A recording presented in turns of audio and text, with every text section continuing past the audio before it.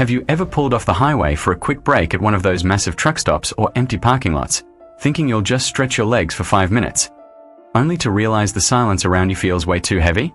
Like the dark is listening? Man, those little day tours have given me some of the worst nights of my life. First one happened when I was 20, driving late through the desert. I'm cruising through the desert at around 3 a.m. The air outside is bone dry and still warm from the day, carrying that dusty, sandy smell mixed with hot tar from the road. My eyes are burning, radio playing low static-filled country music that keeps cutting out. I see a big empty truck parking lot off the exit, huge, flat, with faded white lines and a couple of broken streetlights buzzing faintly. Figured I'd pull in, walk around for a minute, splash some water on my face, and keep going. Do I park far from the only other vehicle, an old van with tinted windows.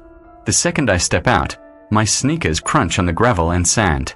The night air feels cooler on my skin but still dry, almost sucking the moisture from my mouth. I stretch, hearing my back pop, and start walking toward the edge of the lot where a chain-link fence separates it from the desert. The only sound is the wind whispering across the sand and the distant hum of the highway. Then I notice it, soft footsteps behind me, matching my pace. I stop. They stop. I turn around fast, nothing but empty asphalt glowing under the weak lights. I laugh at myself and keep walking. The footsteps start again, closer this time, heavier, like boots on gravel. The air around me suddenly feels colder, like stepping into a freezer.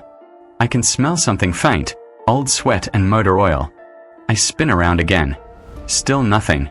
But now there are fresh footprints in the sandy patches between the parking lines, big work boots, right behind where I just walked. They weren't there a minute ago. My mouth goes dry. I start walking back to my car, faster now. The footsteps follow, getting quicker. When I reach my car door, I hear breathing, heavy, right behind my ear. I whip around. Empty space. But the driver's side mirror is fogged up like someone just breathed on it.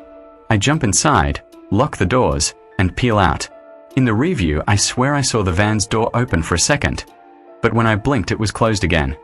I didn't stop driving until the sun came up and the desert turned golden. Even now, when I hear footsteps on gravel at night, I freeze. That desert lot was creepy, but the second story happened in the mountains and felt way more personal. I was 22, driving through thick fog in the Appalachians. The road was narrow and winding, trees pressing close on both sides, their wet leaves slapping the car. The fog was so dense it looked like milk, headlights barely cutting 10 feet ahead. The air inside the car was damp and chilly, smelling of wet pine and my own coffee breath.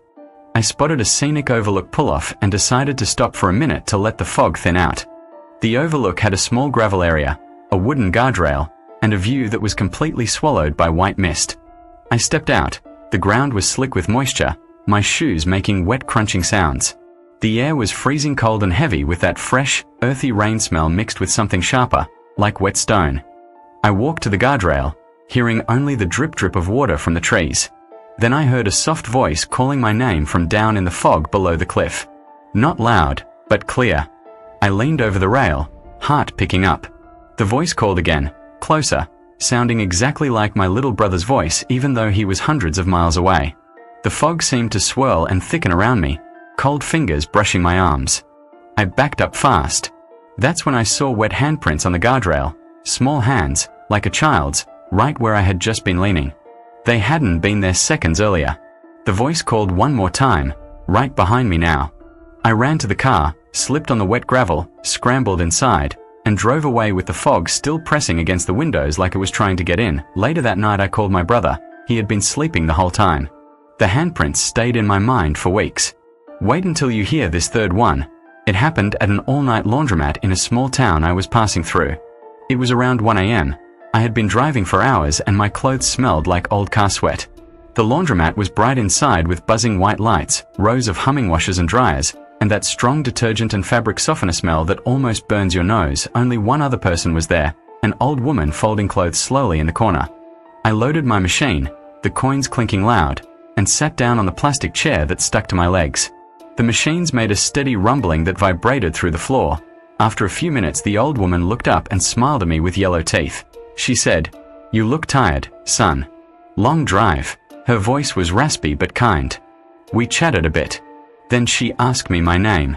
When I told her, her smile got wider and she said, "Oh, I knew someone with that name once. He never made it home. The dryer suddenly all stopped at the same time, leaving dead silence except for the buzz of the lights. The old woman kept folding the same shirt over and over. I noticed her hands were leaving wet marks on the fabric even though nothing was wet. I stood up to check my machine. My clothes were gone. The drum was empty. The old woman was now standing right behind me, close enough I could smell old perfume and something sour underneath. She whispered, "They're already dry, in the car." I ran outside. My car was unlocked, and my wet clothes were neatly folded on the passenger seat, still dripping, even though I had locked the doors. The laundromat lights flickered once and went dark. I left my clothes there and drove away soaking wet and shaking. That detergent smell still makes me uneasy. Fourth story took place on an old broken-down bridge late one night. I was 25, taking a back road shortcut through the countryside. The bridge was narrow, wooden planks creaking under my tires, with dark water flowing slowly underneath. The night air smelled of river mud and rotting leaves. My headlights showed graffiti on the rusted railings and vines hanging down like fingers. Halfway across, my car suddenly died. Lights, engine, everything. Dead silence except for the water lapping below and the planks groaning in the wind. I tried starting it again and again, the starter clicking uselessly. That's when I heard footsteps on the bridge behind me. Slow, deliberate, coming closer. The car rocked slightly like someone was leaning on the trunk. I looked in the rear view.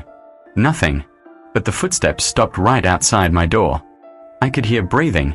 To this day, I can't stand the sound of children laughing near water at night. Now tell me that which part did you like the most, and also comment me your incident for helping me to generate my next horror story. Also comment down for any correction in my videos.